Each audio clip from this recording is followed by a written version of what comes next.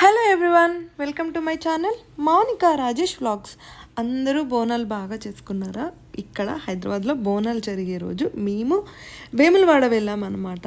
Usually మీరు shorts already చూసే ఉండుంటారు. మా అత్తయ్య వాళ్ళు ఎవ్రీ ఇయర్ వేములవాడ వెళ్తారు. నాకు పెళ్ళికి ముందు వేములవాడ అసలు తెలీదు. కానీ ఈ మధ్య మేము కూడా రెగ్యులర్గా ఆల్మోస్ట్ ఎవ్రీ ఇయర్ వెళ్తూనే ఉన్నాం. ఇప్పటికి ఒక 5-6 టైమ్స్ వెళ్ళుంటాను పెళ్ళైన ఈ 4 ఇయర్స్లోనే. వెళ్ళడానికి అత్తయ్య వాళ్ళు ఆల్రెడీ రైస్ అవన్నీ కుక్ చేసుకొని వచ్చారు. నన్ను మిల్ మేకర్ కర్రీ చేసుకున్నామంటే ఇంట్లో పూజ చేసుకొని కర్రీ వండుకొని ఇంకా స్టార్ట్ అయిపోయామన్నమాట. మా వదిన వాళ్ళ ఇంటికి వెళ్ళి అక్కడ నుంచి కార్లో అందరం స్టార్ట్ అయ్యాము.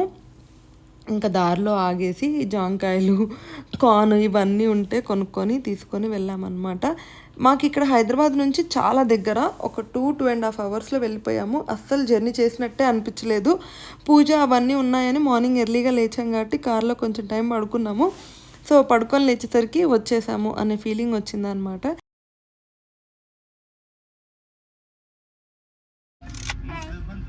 Finally we are at Vemulawada. నాకు చాలా తలనొప్పిగా కూడా ఉంది.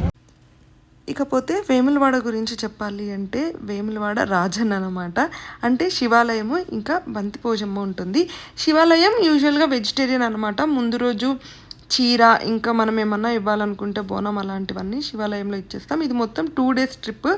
సాటర్డేనేమో శివుని దర్శనం అయిపోయింది. అండ్ సండే వచ్చేసేసి బంతిపోచమ్మకి మొక్కున్నారు మా అత్తయ్య. మీ అందరికీ తెలిసే ఉంటుంది. నేను ప్రజెంట్ కంపెనీలో జాయిన్ అవ్వడానికంటే ముందు ఒక 6 months ఖాళీగా ఉన్నాను కదా, అప్పుడు జాబ్ కొంచెం స్ట్రగ్లింగ్లో ఉంది అని చెప్పేసి అత్తయ్య నా కోసం మొక్కున్నారు. ఆ మొక్కు తీర్చడానికి ఇప్పుడు వెళ్ళాము. మా అత్తయ్య చాలా నమ్ముతారు. యూజువల్గానే శివభక్తులు అనమాట. ఇంకా వేములవాడని ఇంకెక్కువ బిలీవ్ చేస్తారనమాట. మా ఆయనకి రాజేష్ అనే పేరు కూడా శివుని పేరు కలిసి వచ్చేలాగా అలా పెట్టుకున్నారు. ఇంకపోతే మనకు అక్కడ రూమ్స్ ఉంటాయి. అంటే ఇల్లే లాగానే ఉంటుంది. మనకి రూమ్స్ ఇస్తారనమాట స్టేయింగ్కి. మేము అందరం కలిపేసి ఒక పెద్ద రూమ్ లాగా తీసుకున్నాం. చాలా బాగా గడిచాయి 2 days. మంచిగా టైం స్పెండ్ చేసాము. ఇంకా ఇది ఫస్ట్ డే రోజు చెప్పాను కదా, సాటర్డే శివుని దర్శనం అని చెప్పేసి ఇలా కలుపుతాము. వాయనం లాగా అనమాట. అంటే బియ్యం తీసుకొస్తారు, అందులో ఇంకా పసుపు, నెయ్యి అన్నీ కలిపేసేసి పసుపు బియ్యం ఇస్తాము. చీర, గాజులు,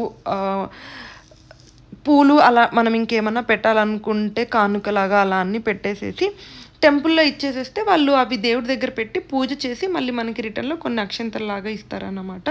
సో మేము అవన్నీ రెడీ చేసేసుకొని టీ పెట్టుకుంటున్నాము. యూజువల్గా ఇంట్లో ఎప్పుడు గ్యాస్ మీదే వండుకుంటాం కదా, కట్ల పొయ్యి మీద ట్రై చేద్దాము అని చెప్పేసి కట్టెలు తెచ్చుకున్నాము. అక్కడ ఉన్న 2 days కూడా కట్ల పొయ్యి మీద టీ, కట్ల పొయ్యి మీద వంటనే చాలా బాగా అనిపించింది. సో మేమైతే సాటర్డే రోజు ఫైనల్లీ శివాలయంకి దర్శనంకి వెళ్తున్నాం అనమాట. చాలా త్వరగా అయిపోయింది దర్శనము. రష్ ఎవ్రీ టైం యూజువల్గానే కొంచెం తక్కువ ఉంటారు. అంటే మనకి తిరుపతిలో అలా పట్టినట్టు అవర్స్ ఏం పట్టదు. హార్డ్లీ ఒక 1/2 hour నుంచి 40 minutesలో అయిపోతుంది మాకు ప్రతిసారి కూడా దర్శనము. సో అందుకనే ఇంక ఇక్కడ ఈవినింగ్ మేము దర్శనానికి వెళ్ళేసరికి 5-5:30 అలా అవుతుంది అనుకుంటా. అండ్ ఆ రోజు క్లైమేట్ ఎంత బాగుందో. వర్షం లేదు కానీ మబ్బుగా కొంచెం క్లౌడీగా చాలా బాగా అనిపించింది. అండ్ మేమైతే ఇక్కడ క్యూలో ఉన్నాం కదా, ఇక్కడ ఏంటంటే కోడెం కట్టడం అంటారనమాట. అంటే ఆవు ఉంటుంది కదా, ఆవుని గుడి చుట్టూ ఒక రౌండ్ లాగా తిప్పుతారు, ప్రదక్షిణ లాగా. సో అది కూడా మొక్కు.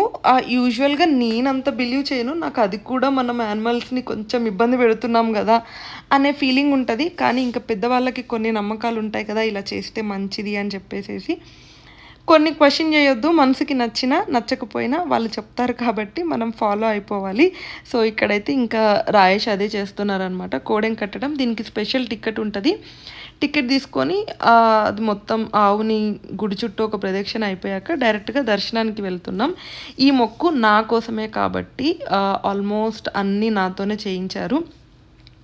సెకండ్ డే బోనం అవన్నీ కూడా నేనే చేశాను. సో ఇక్కడ మాకు దర్శనం అయిపోయి బయటకు వచ్చాక ప్రసాదం తీసుకొని వచ్చేసాము. బయట సాటర్డే నైట్ మేము రూమ్లో ఏమీ కుక్ చేసుకోలేదు. అంటే పెద్దగా పని పెట్టుకోవాలనుకోలేదు. ఆల్మోస్ట్ సాటర్డే అందరం ఫాస్టింగ్లో ఉంటాము. ఇంకా అక్కడ దగ్గరలో ఉన్న హోటల్స్ నుంచి టిఫిన్ తెచ్చేసుకున్నాము. ఇప్పుడు మీరు చూస్తున్న క్లిప్స్ ఏమో సండే రోజు మార్నింగ్ అనమాట. చెప్పాను కదా మొక్కుంది అని చెప్పేసి ఇక్కడ మేకని అమ్మవారికి బలిచ్చి దాన్ని మళ్ళీ ఇక్కడ కొట్టిస్తున్నారు. మేము అవే కుక్ చేసుకోవడానికి దానికన్నా ముందు బోనం అప్పచెప్తామన్నమాట అమ్మవారికి. ఇప్పుడు ఆ బోనం ప్రిపేర్ చేయడానికి ఈ కట్టెల పొయ్యికి కొంచెం పూజలాగా చేసేసి, మనం ఏదైతే గిన్నెలో బోనం వండుతామో ఆ గిన్నెకి కూడా పూజ చేసేసి దాంట్లో దీపం వెలిగించుకొని గుడికి తీసుకొని వెళ్తాము. ముందు రోజు శివాలయంకి ఎలాగైతే పసుపు బియ్యము, చీర, పూలు, ఒక్క ఆకు అన్నీ పెడతామో ఇప్పుడు కూడా బోనంతో పాటు అవన్నీ కూడా పెడతాము. అమ్మవారికి కూడా చీరిస్తారు. సేమ్ నిన్నట్లాగా సేమ్ ప్రాసెస్ అనమాట. అవన్నీ దేవుడి దగ్గర పెట్టి పూజ చేసి మనం వండిన బోనం కూడా వాళ్ళు కొంచెం తీసుకొని మిగతాది మనం కొంచెం ఇస్తారు. చెప్పాను కదా ఇక్కడ బోనంకి ఇట్లా పసుపు కుంకుమ అన్నీ పూసి ఆల్మోస్ట్ ఇంకా బోనం అంటే అమ్మవారి లాగానే ఫీల్ అవుతారన్నమాట. సో దానికి దండం పెట్టుకొని ప్రే చేసి దాన్ని గుడికి తీసుకొని వెళ్తారు. ఇవి 5గురితో కల్పిస్తారు. నేను అత్తయ్య వల్ల పిన్ని అక్కడ పక్కనున్నారా అండ్ మా వదిన ఐషు 5గురం కలిసి కలిపామన్నమాట. ఇంకా ఫైనల్గా తీసుకెళ్ళిపోతున్నాం. నేను శారీ కట్టుకున్నాను. ఆ రోజు ఫుల్ వర్షం ఉండింది. సండే రోజు మార్నింగ్ నాకు చీర తడుస్తుంది కింద.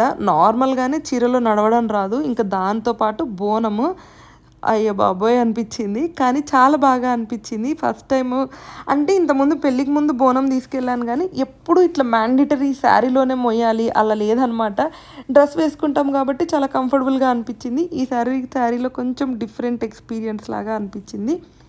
సో అలా దర్శనం చేసేసుకొని అమ్మవారికి బోనం అవన్నీ అప్పచెప్పేసి ఇంకా రూమ్కి వచ్చేసాము. ఇక్కడైతే మటన్ కుక్ చేస్తున్నాం అనమాట. మీరు ఇందాక స్టార్టింగ్లో చూసారు కదా అమ్మవారికి బలి ఇచ్చిన మటన్ని మేము అక్కడే కుక్ చేసుకొని అక్కడే తినేసేసి అప్పుడు మళ్ళీ రిటర్న్ స్టార్ట్ అయిపోయాము. అత్తయ్య వండారు మటను. నాకు చాలా టేస్టీగా అనిపించింది ఈసారి. కట్ల పొయ్యి మీద అండ్ దట్టు వాళ్ళు కూడా కొంచెం మంచి మటన్ ఇచ్చారు. కట్ల పొయ్యి మీద కుక్ చేసేసరికి మేము పెద్దగా స్పెషల్గా ఇంగ్రీడియంట్స్ ఏమీ మసాలాలు యాడ్ చేయలేదు. బికాజ్ మేము వెళ్ళేటప్పుడు ఏవేవైతే ప్యాక్ చేసుకున్నామో ఆనియన్ ఇంకా గరం మసాలా అవి మాత్రమే యాడ్ చేసి కుక్ చేశారు. కానీ చాలా టేస్టీగా వచ్చింది. సో ఇక్కడ కట్ల పొయ్యి మీద అందరం కలిసి కుక్ చేయడం. అత్తయ్య మటన్ వండారు, రాజేష్ ఏమో లివర్ ఫ్రై చేశారు, మా వదిన బోటీ చేశారు, నేను బగారన్నం చేశాను. నా లైఫ్లోనే ఫస్ట్ టైం ఒక 10 మందికి రైస్ కుక్ చేయడం అనమాట. బగారన్నము చేయలేనేమో అనుకున్నా, బట్ స్టిల్ ఎలాగో అలా చేసేసాను. చాలా బాగా అనిపించింది.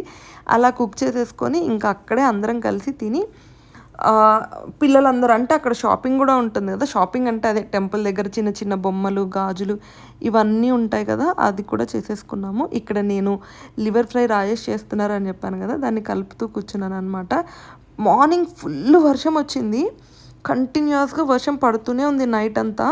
మేము కుక్ చేసుకునేసరికి ఇది 10:30, 11 ఆ టైం అనమాట. అప్పుడు మాత్రం ఫుల్ ఎండ కొట్టింది. వామ్మో ఎలా ఇంత ఎండగా ఉంటాను అనేసి అనుకున్నాము. ఇక్కడ నేను తినేది బోటీ. ఈ ట్రిప్లో నావన్నీ కూడా ఫస్ట్ టైం ఎక్స్పీరియన్సే. నేను ఇప్పటివరకు ఎప్పుడు బోటీ తినలేదు. బోటీ కూడా ఫస్ట్ టైం తిన్నాను. మా వదిన కుక్ చేశారు. చాలా అంటే చాలా టేస్టీగా అనిపించింది. నాకు నచ్చింది బోటీ.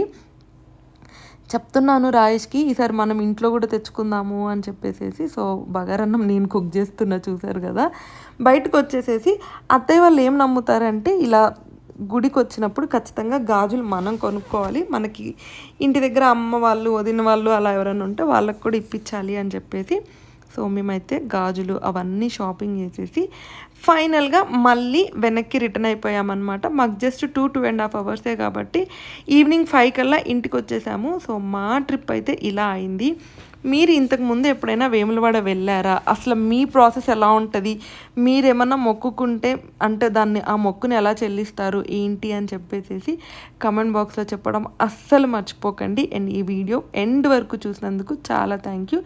వీడియో కనుక మీకు నచ్చినట్టయితే లైక్ కొట్టడం మర్చిపోకండి. Thank you for watching till the end. Don't forget to subscribe.